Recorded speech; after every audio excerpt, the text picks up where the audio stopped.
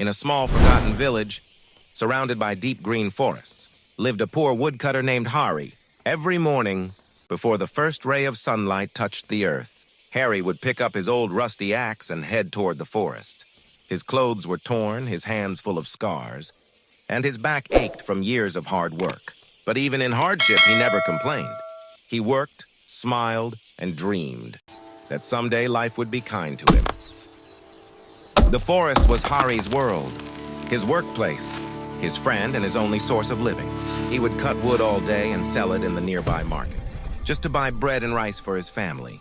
Life was simple, but not easy. Each tree he cut felt like a small victory against his poverty. Still, sometimes, when he looked at the tall trees and endless sky, he whispered to himself, "Maybe one day my luck will change." One humid afternoon, Harry decided to work near the riverbank, where the air was cooler, and the trees grew taller.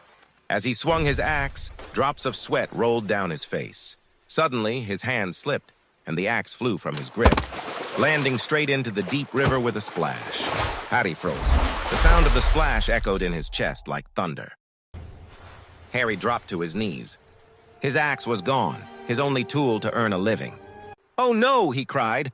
"That was all I had. How will I feed my family now?" He sat beside the river, eyes full of tears, staring at the waves that had swallowed his hard work and dreams. The world suddenly felt cruel and silent. Just when the silence grew heavy, the water began to sparkle. A soft golden glow rose from the river, and from that light emerged a beautiful fairy dressed in flowing white and gold. Her presence filled the forest with calm and magic. "Why are you crying, kind man?" she asked in a gentle voice. Harry looked up in disbelief, unable to speak for a moment. Gathering courage, Harry told her everything and how poor he was, how he worked day and night, and how his axe had fallen into the river. The fairy listened with kindness. Then she smiled and said, "Wait here. I will see what I can do." She vanished into the river like a beam of light. Moments later, the fairy returned, holding a shining golden axe. It sparkled brighter than the sun. "Is this your axe?" she asked with a smile. Harry looked at it for a long time, then shook his head. "No, this is not mine. My axe was old and made of iron."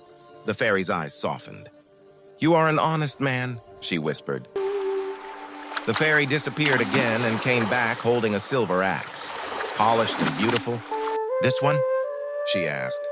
Harry smiled gently and said, "No, this isn't mine either. Mine was simple, just plain iron." The fairy looked amazed at his honesty.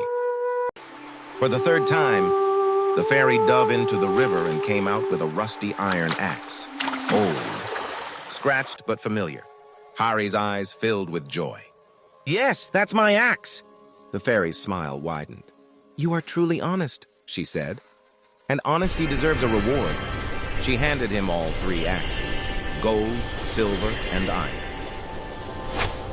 Harry could hardly believe it. "All 3? For me?" The fairy nodded. "Yes, you chose truth over greed. Remember, honesty never goes unrewarded."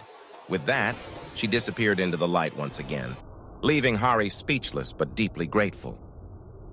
From that day, everything changed. Harry sold the golden axe and built a better home for his family. He used the silver axe to help other poor workers, and he kept the old iron axe as a reminder of his honesty. People in the village began to admire and respect him. His story spread far and wide. Years later, when children asked Harry how he became so successful, he would smile and say, "Always choose truth, even when no one is watching." Because in a world full of shortcuts, honesty is the real treasure. And so, the poor woodcutter's name became a legend, not for his wealth, but for his heart.